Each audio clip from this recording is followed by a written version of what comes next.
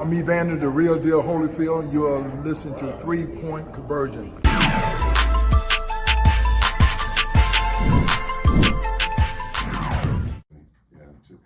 To get started, I'd like to really thank Arthur Blank to start with, to be part of an organization with such an amazing owner. What he's done, not just for this organization, this fan base, but what he does in the community of Atlanta. Just honored to be a part of it again. And then to be with the head coach, which I love and really believe is the best in football. To be back with him is just, it's beyond exciting, and can't wait to get started with these guys. Can't wait to get started with this entire defensive staff, these players. It's just, it's coming home for me, you know, and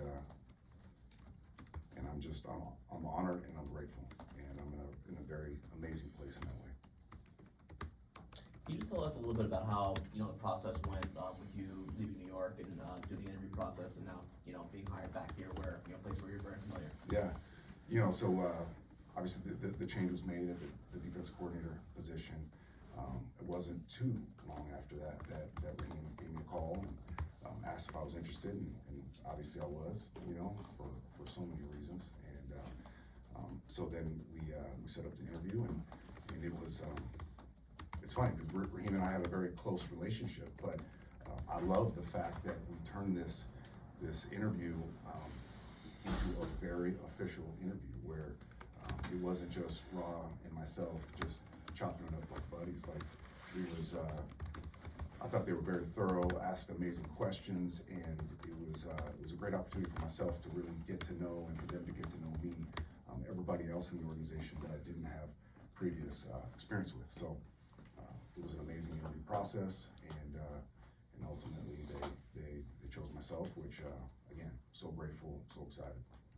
Getting to come back here, the place you mentioned, is like home, and working with Raheem, who you have a really good relationship, kind of a no-brainer in many ways when they offered you the job. Absolutely, yeah. And this really, over the 6 years I was here, became home to us.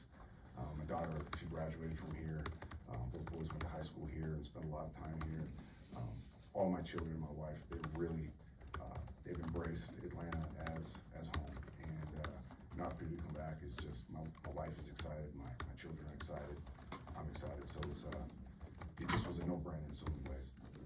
You guys are back together, 6 years together the first time around. You guys were only able to post one top 10 defense in yards and points allowed. Why will things be different this time around? I'm a different human being than he is as well. It was just, as much as I'd like to say, I wish we would have stayed these past 4 years and never left and just kept it rolling. We needed that opportunity to leave. He needed it to leave to really get to know Sean, the way he did things, and for myself to spend 4 years with Robert Saleh and the rest of the coaches that I got exposed to in New York. It just provided just unbelievable growth, not just schematically, but how to build a defensive roster, how to communicate with the building, all of it. So I really believe, although my core principles are the same in many ways, my football brain is in a completely different place, and I'm really excited for Raheem and myself to, I'm gonna spend the first 2 weeks here to really self-scout and assess what they did last year. It's an opportunity to learn the roster. It's an opportunity to learn Raheem's scheme and the Falcons scheme and what they tried to get accomplished last year.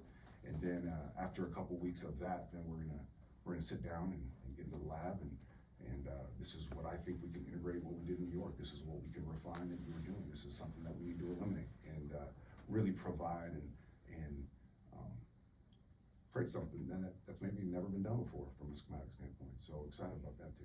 Coach, you talk about the scheme, about the 4-3-3-4. I know people make a lot about what base defense you're going to run, but what goes into that process of basically choosing? You talk about growing in the defense. So what goes into the thought process as far as whether we run the 4-3 or 3-4 in our base, and then how do we then, like you talking about the self-scouting, so how do you then choose what you're going to run and then assess the talent that you have to be able to have some success in that team? Yeah, it's interesting because defensive football has changed in so many ways. Like, if we look back 15, 20 years ago, like there was 3-4 teams and there was 4-3 teams.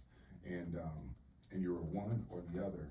It's not that way anymore. Offenses have jumped off the playbook. Like the day and age of 2x2 normal spacing lines, driving like that day of offensive football is gone. You got designer drop back, you have designer run game, you have all this stuff that has become very challenging from a defensive perspective. So it's really forced us from a defensive standpoint to get more multiplicity in all that we do, front wise, coverage wise, all of that. So we're going to be multiple, and we're going to do some unique things that are going to be 3-4-ish and 4-3-ish at times. And but I think that multiplicity is necessary nowadays. It really is. Now it's just being very cognizant of the fact is you don't want to dilute it with too much stuff, you know. So this next 2 weeks, learn his stuff, and then after that, when we get into the lab, creating something really unique and new, but at the same time, not making it so big that we're paralyzing the players, you know. And then to your point, really refining also to the men's that we have, you know, and the players that are here on this roster right now, and what are their strengths, so we can feature them as best we can. So a lot of work to be done, but it's the type of work that you know, you wake up in the morning, you're fired up to get started with. Is there anything from your coaching experience when you were interim coach that you feel like can help you as a defensive coordinator? Absolutely. Not just as a defensive coordinator, really as an assistant to Ra too, you know. I learned even more than I knew the value of truth tellers on your staff. You know, I think sometimes as an assistant coach, you take it as I'm going to eliminate every problem from the head coach's table so he can just thrive and do his thing. When in reality, like, yeah, there's some things you need to take off the head coach's table. There's certain things that need to be told to the head coach that are occurring. Because a lot of times what I found in that interim role was, although it was interim, it was like I felt the shift and the way people talked to me and treated me and what they said to me, and the lack of truth sometimes was really detrimental, you know. So it reinforced the idea that Ra's going to need me in that way to make sure that I'm always telling him the truth, and maybe, you know, eliminating some of the blind spots that he doesn't see. And the other big one for me was the delegation piece, which I failed at, to be completely honest. You know, I became the interim, and I've made this analogy to a lot of people. The head coach, let's say he works 10 hours a day, and say as a defense coordinator, I work 10 hours a day. Well, when Robert Saleh was fired, his 10 hours didn't go anywhere. You know, so like it became a thing, and there is an element of a failure for myself in that way, because I didn't delegate. I just took it all on myself. In my mind's eye, I was trying to create continuity, and I didn't want to fracture the staff, and he's the coordinator, now I thought the best thing for me to do at that point in time was just try to keep everybody in the same role that they had, just so we could keep things rolling. And it wasn't the right thing to do. It wasn't, as I look back. You know, I should have delegated. I should have given the defensive coordinator responsibilities to someone else. And because it's just, in my opinion, it's too hard, especially when it's thrown on you in the middle of the season. It's just, you hadn't prepared for it. You're learning on the run. So delegation and truth telling are the two things that will never leave me, and they got reinforced at the highest level. Rick Redeem said famously that stats are for losers, but one stat that nobody seems to let go is the lack of sacks that have been here, and you went through that your first time around. I don't know how you fix that right now, not knowing what the roster is going to look like, but obviously it's something that pass rush needs to be addressed at this point. What do you do to immediately make that a top priority? Absolutely. Like there's no great defense that's ever lived in this league that didn't affect the quarterback. You know, and you got to affect the quarterback in two ways. Either we affect him physically, get him off the spot, sack him, hit him, or we affect him from the standpoint of from a coverage perspective, and we try to confuse him. So last year, and again, I gotta really reserve my comments until I really take a deep dive on this defense and really learn at the highest level to make those comments. But I do, like, you can't thrive in this league from a defensive perspective without good pass rush. Are sacks your top priority? Affecting the quarterback is my top priority, getting them off the spot hits, all those things, you know, and in New York, we did that at a high clip. You know, it's a combination of a lot of things, though. It's not just the men's all the time. Sometimes it's the scheme. Sometimes it's the context of the game. There's a lot of things that go into that. In New York, we didn't operate with a ton of leads, you know, so that's another factor that doesn't always get accounted for, you know, where you get opportunities to let your guys jump out their shoes and just go, because you're defending 50-50 ball all the time, you know. So it's important. It's going to be an absolute priority, and it's something that has to get fixed. You said earlier, you mentioned that it's, Raheem's scheme. Have you and him talked much about how much autonomy you'll get to kind of make it your scheme as far as calling the plays on game day? Yeah, I'm gonna call the plays on game day, but this is gonna be a collaboration at the highest level between Raheem, myself, Jared Gray, Mike Greenberg. The list goes on and on. We have an amazing defensive staff, guys that have been around great defenses, guys that understand ball at a high level, and it would be criminal of me not to take advantage of these guys. We're gonna have some hard conversations, and that's another thing that's beautiful about this opportunity for myself is the equity in the relationship that I have with Raheem is such that we can have drag out. Like if you're an outsider looking at you, you're like, damn, they hate each other, but we're capable of having those really, really hard conversations, but understanding that we're trying to create something special, and when we walk out that door together. And so it's gonna be our defense. It's gonna be the Falcons defense. It's gonna be. What kind of teacher are you for people who have never worked with you before? I try to say that I adapt as best I can to every learner, so I put a lot into learning the new age learner, where the phone has become an appendage, it's an extra hand or foot or finger or something, and they're so cognizant of it, so they learn in a different way that I learn, getting this argument a lot of times with old football heads of like, well, when I played or when I coached back 20 years ago, they could sit there and grind through 5 hours of tape and take notes the entire time. And I don't believe in that way of coaching or teaching anymore. I don't, and I think the best teachers in this league, the best teachers period in the world are ones that adapt to the learners, so I've picked up a lot of, I think, some really cool things and ways to engage the player, to teach in a little bit different way. And I look forward to learning from all these guys in this building of even more ways to teach. So what type of teacher, it depends on the learner. It really does. Jeff, can you talk about the multiplicity of the defense? How much of that is going to be derived from the strengths of the players already on this roster versus maybe looking at a player from an outside perspective and saying, here's what I think you can be, and we're going to grow you in this way in this defense? Yeah, there's going to be both those elements that live here. There's going to be some stuff that we really adapt, because we got some players with some superpowers we got to take advantage of. And in that way, we'll feature them as best we can with the,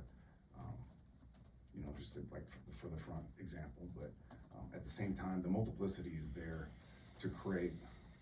This is what I don't know if our first run here, if we always had that a schematic answer when things got sideways on game day, and the ability to pivot when an offense pivots. So the multiplicity, it's powerful in that way that you got answers. To just say we got to play harder and faster and more physical. That's one way to approach things. Or you create real schematic answers to problems.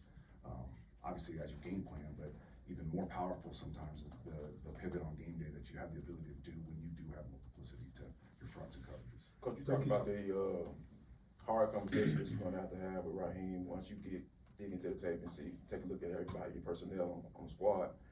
Got 2 guys that in that middle that are going to be 30 plus, coming to the season, and David Onyemata and Grady Jarrett. So how would you have, being at your history with a guy like him, how would you then try to take that personal feeling out of it and say, hey, we need to get younger in this particular spot? Yeah, I look forward to getting to know David. Obviously, I know Grady really well. Sure. Cornerstones of this defense for a long, long time, and amazing players, both of them. And I know Grady, just because I spent so much time with Grady, an amazing person in this community as well. So I'm excited to work with both of them. To that end with the roster, you have 6 guys right now on the defense who are either free agent or in the final year of their contract, who played significant minutes when healthy or were starters. How much input are you going to have on which guys stay and go, and how you want to build the defense around the scheme and the players who are in it? I'd like to say a lot. I've just gotten to know Terry a little bit now, and obviously I've known Raheem for forever. But I already feel it in this building. There's such a vibe of collaboration, and everybody's going to be heard and seen and valued. And so I'd like to say I'll have a lot of input as far as that's concerned. I'd like to say the entire defensive staff is going to have a lot of input as far as how we build this defense. I think that, especially from a defense perspective, like all the scheme in the world is great, but you need the players make this thing come to life. They always have and they always will. You said your football brain's changed pretty drastically. How so? When we came around here the first time, you know, we were implementing the old Seattle system, you know, and the Seattle system had some amazing strengths to it, and it did some things that were, at the time, fairly revolutionary in some Right. ways. And I loved it and believed in it.